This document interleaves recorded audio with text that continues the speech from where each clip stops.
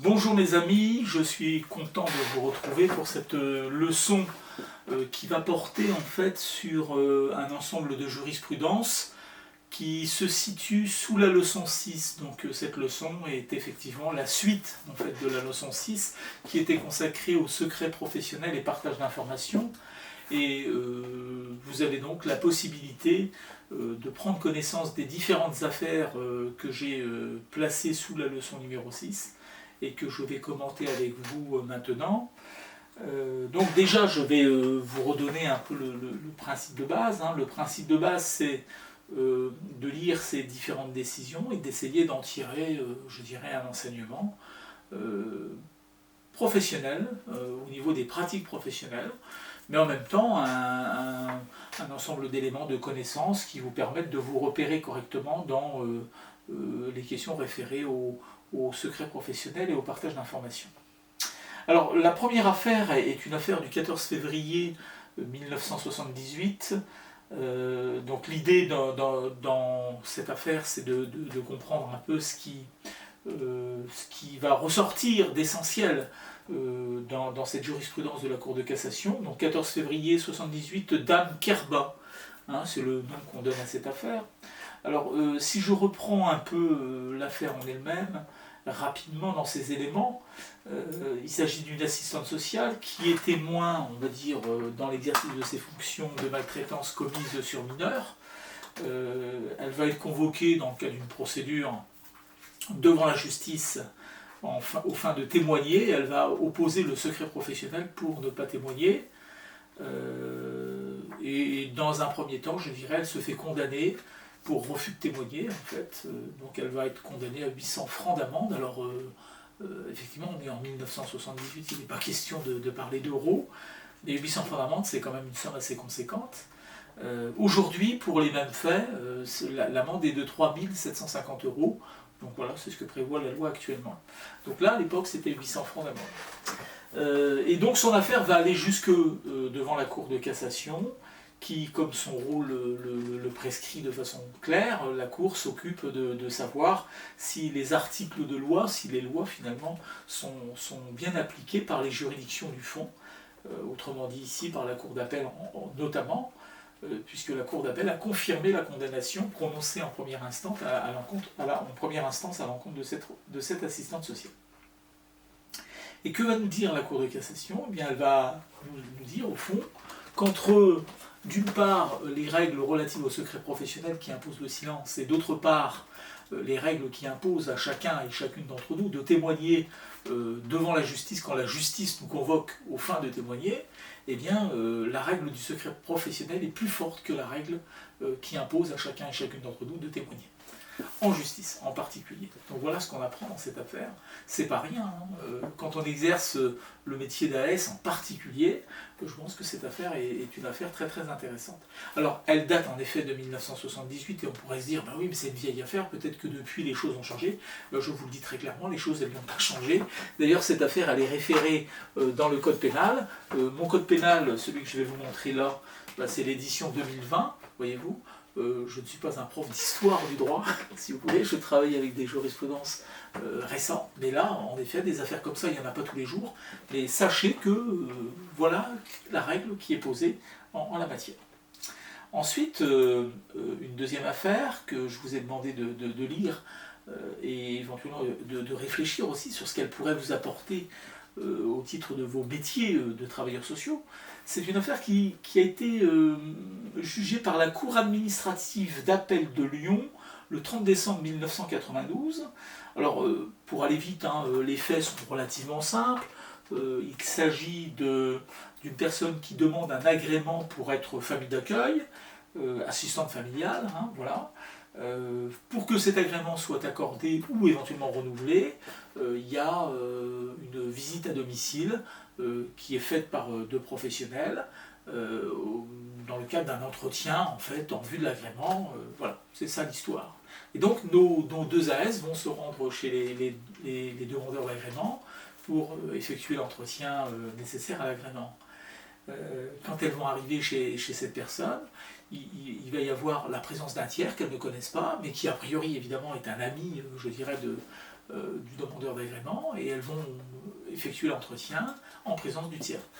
Et ensuite, on peut imaginer que l'agrément ayant été refusé, les personnes ne sont pas d'accord évidemment avec la décision, elles vont alors poursuivre le conseil départemental en justice en disant finalement, si on regarde les choses simplement, votre professionnel a violé les règles du secret professionnel, cela nous a causé un préjudice, voilà.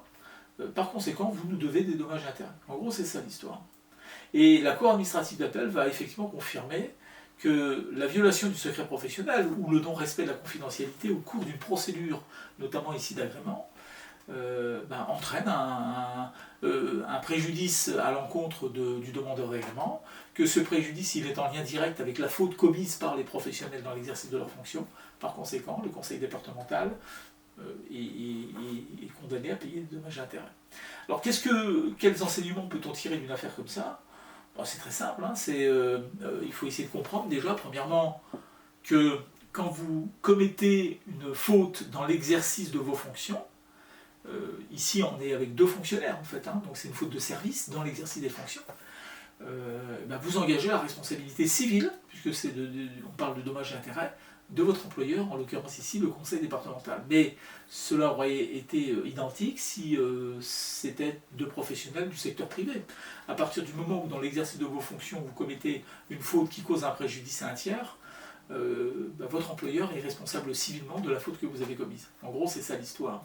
Et puis, il faut aussi en tirer un deuxième enseignement, je pense qu'il est quand même important, c'est réfléchissez vos pratiques en la matière, c'est-à-dire quand vous faites une visite à domicile, ou quand vous recevez en circonscription un usager, ou éventuellement quand vous recevez en établissement une personne, posez-vous la question du statut du tiers pendant l'entretien. Il y a des procédures dans lesquelles il est prévu légalement que la personne puisse se faire assister, donc là je dirais qu'il n'y a pas de souci majeur, mais quand c'est pas le cas, il faut réfléchir. Donc ça veut dire que on doit faire attention à ce qu'on fait, parce que sinon il risque d'y avoir de gros soucis. Sans compter le fait qu'après votre employeur il peut vous reprocher d'avoir procédé d'une telle ou telle manière, et puis éventuellement vous sanctionner, donc il faut quand même réfléchir à ça. La troisième affaire, 4 novembre 1971, affaire dite Ragens-Gauthier. Alors les faits sont relativement simples. Il y a une rixe qui éclate au cours d'une fête organisée par un club de prévention dans un quartier sensible, on va dire ça comme ça. Les éducateurs qui sont là connaissent l'identité des auteurs des violences commises sur un des usagers, on va dire, qui va être blessé, etc., qui va porter plainte. Gendarmerie, juge d'instruction.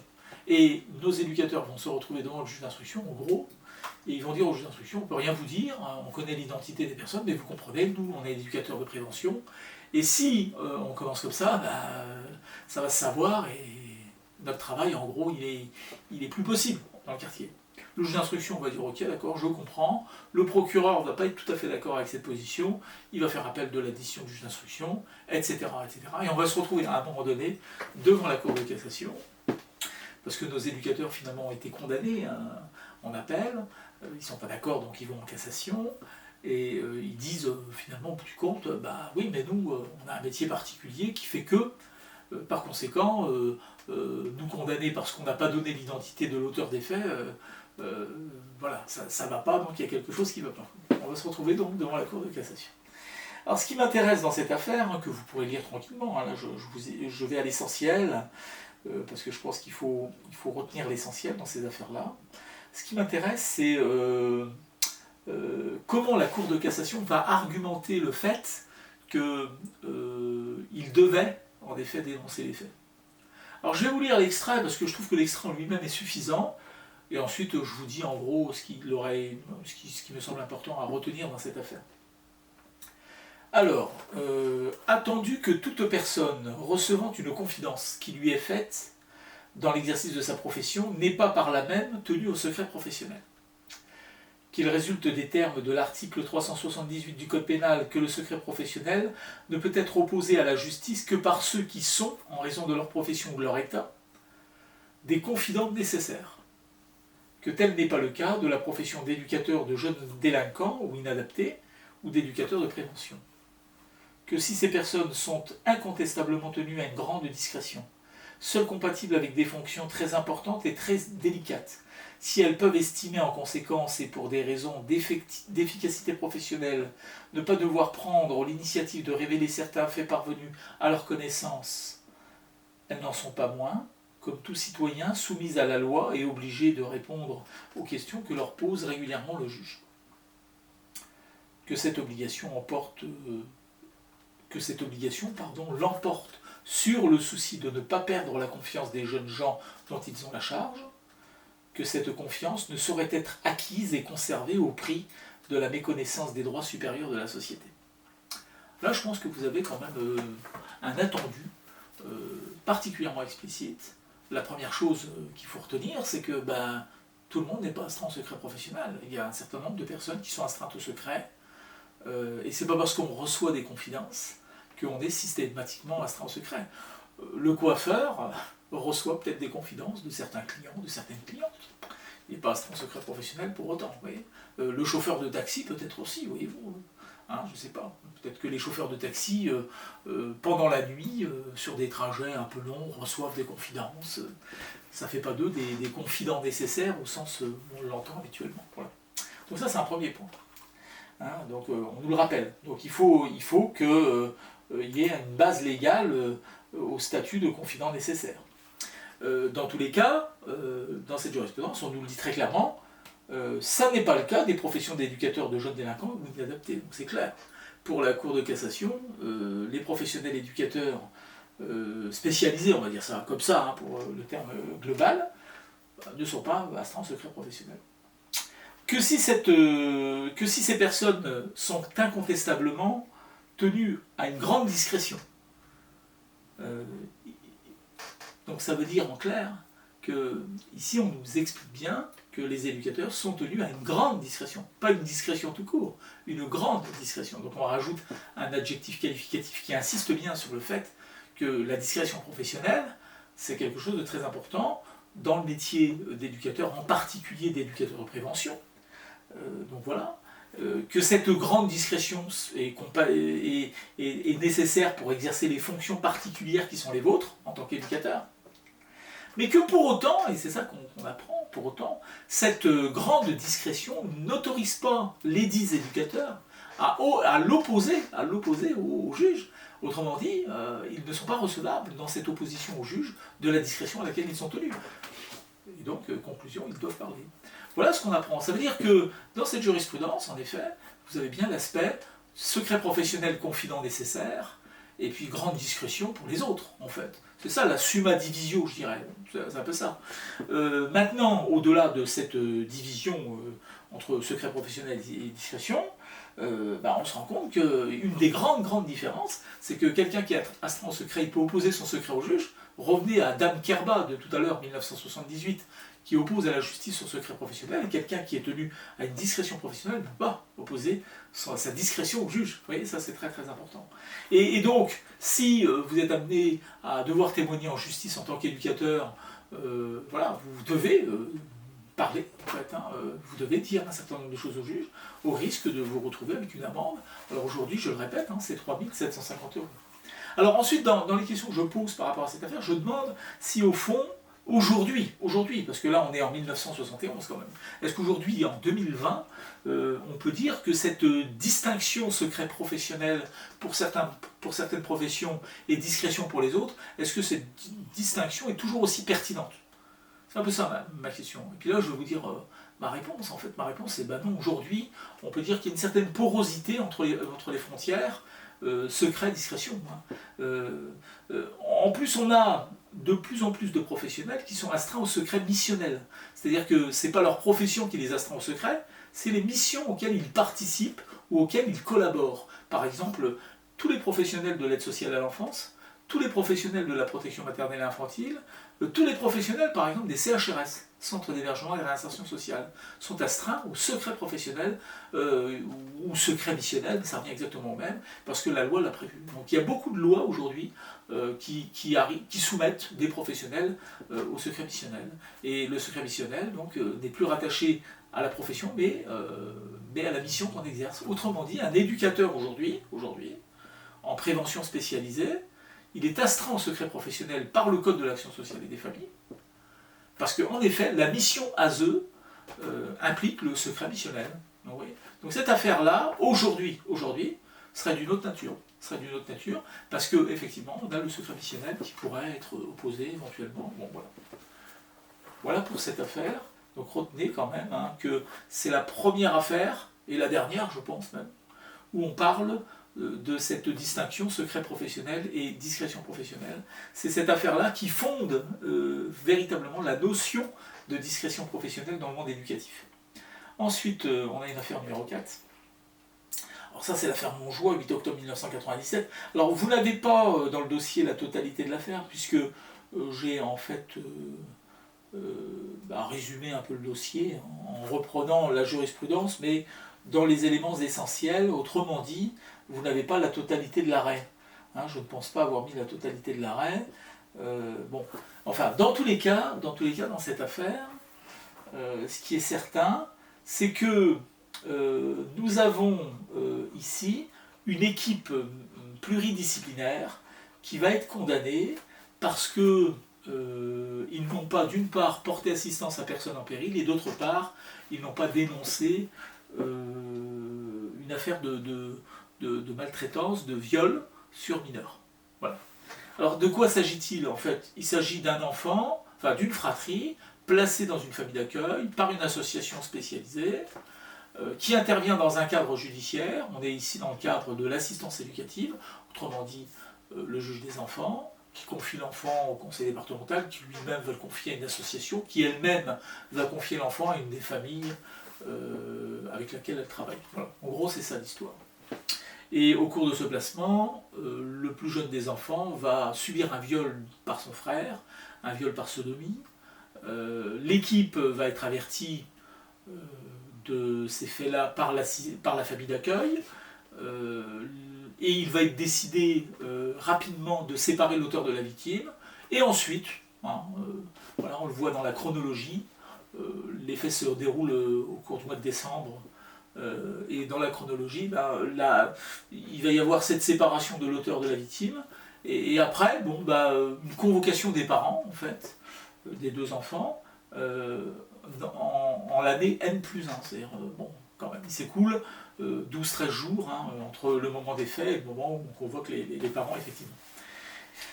Mais dans l'intervalle, on va dire que le procureur de la République va être informé et ça va déclencher les poursuites pour les deux infractions que j'ai citées préalablement, non-assistance à personne en péril et puis deuxièmement, non-dénonciation de crimes sur mineurs. En fait, qu'est-ce qu'on apprend dans cette affaire Montjoie? On apprend que quand on travaille dans le cadre judiciaire, parce que là c'est un mandat judiciaire en fait, d'une certaine manière, c'est sûr que c'est un mandat judiciaire, je dis d'une certaine manière, mais pas du tout, c'est un mandat judiciaire. On a une obligation particulière, c'est de rendre compte de l'ensemble des incidents qui concernent la mesure au juge mandant, donc ici le juge des enfants. Voilà. Et quand on dit rendre compte, c'est rendre compte immédiatement. Quelle que soit l'heure du jour ou de la nuit, vous le savez très bien, le procureur de la République, en matière d'assistance éducative, a des compétences. Parce que c'est vrai que si les faits se passent à 2h30 du matin, le juge des enfants est en plein sommeil paradoxal, si vous voulez, en gros. C'est ça l'histoire. Mais en revanche, le parquet fonctionne 24h sur 24, 7 jours sur 7. Donc dans tous les cas, il y a eu déjà une première erreur grave, c'est de ne pas avoir averti immédiatement de cette affaire la justice. Ça a été une première erreur gravissime. Ensuite, en défense, nos prévenus vont essayer d'avancer un certain nombre d'arguments. Premier argument, non, vous ne pouvez pas nous dire qu'il n'y a pas assistance à personne en péril, puisque en effet, nous avons porté assistance aux personnes dès que nous avons eu connaissance de l'infraction, puisque nous avons séparé l'auteur de la victime, donc c'est une assistance à personne en péril. Et la Cour va répondre, oui, c'est une assistance à personne en péril, sauf que il s'agit d'un enfant qui est victime d'un viol, ça c'est un premier point, par sodomie, ce qui signifie qu'il va connaître non seulement un traumatisme psychologique, permanent. C'est pas parce que vous l'avez déplacé que le traumatisme psychologique s'arrête, il continue. Donc il est dans cette terreur, si vous voulez, de façon continue. Ça, c'est un premier point. Et puis deuxième point, un viol sur un mineur de 7 ans par une personne qui est quasi majeure, on peut dire que ça laisse des traces physiques, d'ailleurs, qui sont constatées par la médecine légale, on va dire. Voilà. Vous êtes des professionnels de l'enfance, vous êtes une équipe pluridisciplinaire, il n'est pas possible que vous nous disiez à nous que vous n'aviez pas conscience de tout ça. C'est pas possible. Parce que dans l'équipe, il y a un pédopsychiatre, une assistante de service social, éducateur spécialisé, psychologue, et puis voilà, je crois que c'est tout. Mais c'est déjà pas mal, il y a 4 ou 6 personnes qui sont poursuivies au total dans cette affaire. Donc on dit, bah non, vous êtes une équipe quand même de gens expérimentés, c'est pas normal que vous êtes bon. Donc à partir de là, la non-assistance à personne en péril est établie pour le tribunal en disant, si, les conditions de la non-assistance à personne en péril sont bien réunies, le péril existe, quand bien même vous avez séparé l'auteur de la victime, il n'empêche que cette victime, là où elle est, même si vous, voilà, à un moment donné, elle est toujours dans ce traumatisme permanent. Voilà. Donc ça va être fait comme ça. Ensuite, non-dénonciation de crimes en fait sur mineurs, ils vont invoquer le secret professionnel en disant nous, tous les professionnels, là, vous voyez bien, on est dans le cadre de l'aide sociale à l'enfance, de la protection de l'enfance, etc. C'est un secret missionnel, par conséquent, on n'était pas dans l'obligation de. On leur répond oui, vous avez raison, complètement raison, sauf que vous êtes dans un mandat judiciaire, et comme vous êtes dans un mandat judiciaire, l'obligation de rendre compte au juge mandant est automatique, vous ne pouvez pas opposer au juge qui vous a mandaté le secret professionnel. Donc il n'y a pas de recevabilité du secret professionnel face au jugement, il faut bien l'entendre. Et puis d'autre part, il y a un autre argument qu'on peut avancer.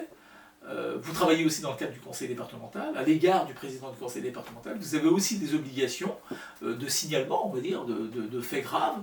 Donc voilà, vous manquez 2 fois en fait à vos obligations, à l'égard du PCD, président du conseil départemental, et à l'égard du juge. Et je dirais qu'à l'égard du juge, c'est particulièrement grave parce qu'effectivement, il y a cette obligation de rendre compte immédiatement des faits. Donc voilà pour cette affaire qui est très très intéressante. Donc vous lirez cet arrêt avec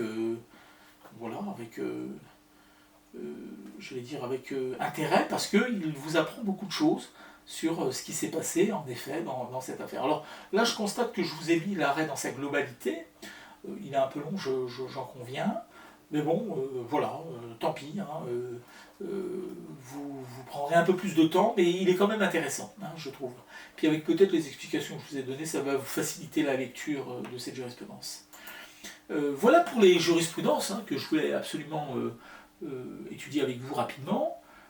Ensuite, je vous ai mis deux affaires en fait, qui ont été médiatisées et qui ont amené l'Association nationale des assistants de services sociaux à intervenir par des communiqués pour prendre position.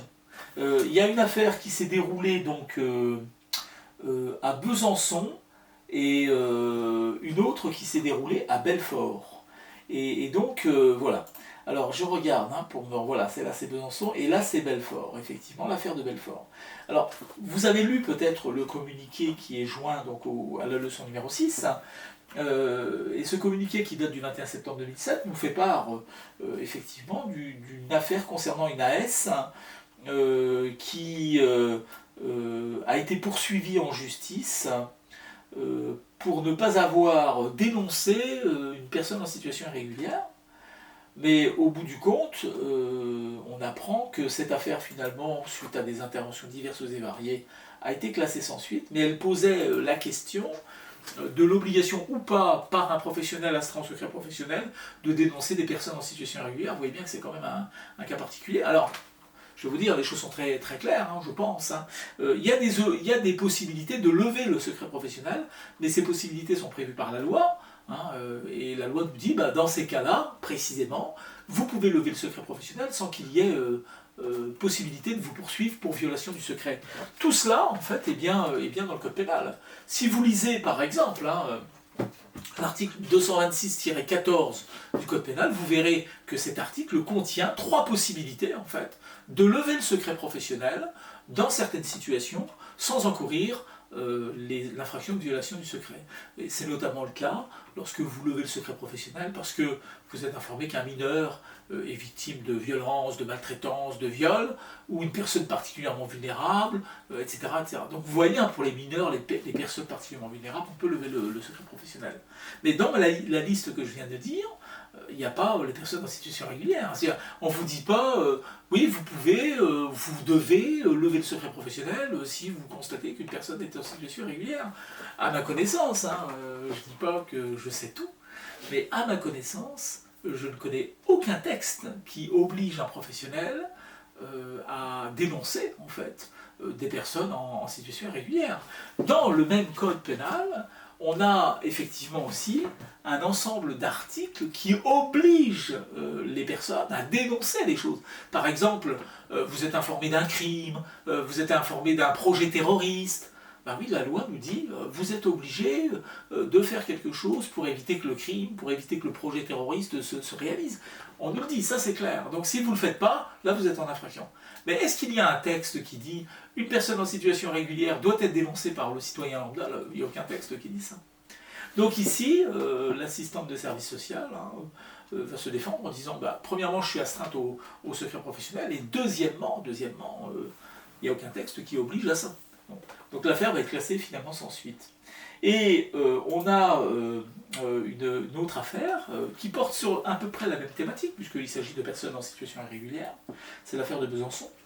Et dans cette affaire, vous regarderez particulièrement le procès-verbal, puisque l'ANAS, l'Association nationale des AS, nous joint à son communiqué le procès-verbal qui a été rédigé le 10 juin à 11h15 en 2008.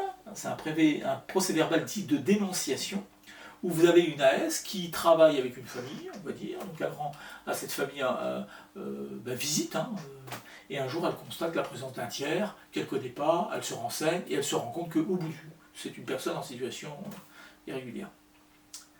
Et elle trouve normal, je pourrais dire ça comme ça, d'aller le dénoncer à la police. Bon, il va se faire arrêter, j'imagine, etc., sûrement reconduire à la frontière. Donc voilà. Et là, vous avez la NAS qui vient expliquer, dit, mais attendez, nous on a quand même un code qui s'appelle le code de déontologie, c'est pour ça que je vous ai joint le code de déontologie, qui nous dit respect de la dignité de la personne, non-discrimination, confidentialité, secret professionnel, protection des données nominatives, indépendance et liberté, enfin c'est des thématiques qui sont traitées par le code de déontologie des AS. Et donc ici, si vous voulez, on va dire que il n'y a rien qui interdit de dénoncer. Oui, il n'y a rien qui interdit de dénoncer en fait une personne en situation irrégulière qui est en infraction finalement sur le territoire national. Mais en même temps, quand on est travailleur social, on épouse sûrement un certain nombre de valeurs, je pense qu'on peut le dire un peu comme ça, qui vont à l'encontre peut-être de ce type de comportement. Voyez-vous. Donc il y a eu une réaction très importante de la communauté des AS, finalement, au travers de l'association des AS, pour dire ce comportement est inadmissible. Alors c'est intéressant parce que vous pouvez faire le lien aussi avec la définition du travail social, qui est donnée maintenant, et qui fait l'objet d'un texte d'ailleurs dans le Code de l'action sociale et des familles. Et ce texte-là définit le travail social et notamment souligne un peu les valeurs qui font qu'on est travailleur social ou pas. Il serait étonnant quand même que l'une des valeurs du travail social ce soit de se comporter comme ça. Voilà un peu l'idée de cette leçon, c'est simplement de commenter un peu à voix haute comme ça, un peu en direct, parce que là j'ai mes jurisprudences sous les yeux, les différents textes, les différentes jurisprudences pour vous amener à réfléchir. Il ne s'agit pas d'avoir une position arrêtée. Donc vous faites le lien entre cette vidéo puis la leçon numéro 6, qui est plus académique, je dirais, d'une certaine manière. Puis là, c'est un peu la mise en pratique. Voilà mes amis. J'espère que on se reverra bientôt, dans tous les cas. Donc je vous donne rendez-vous pour la prochaine leçon. À bientôt.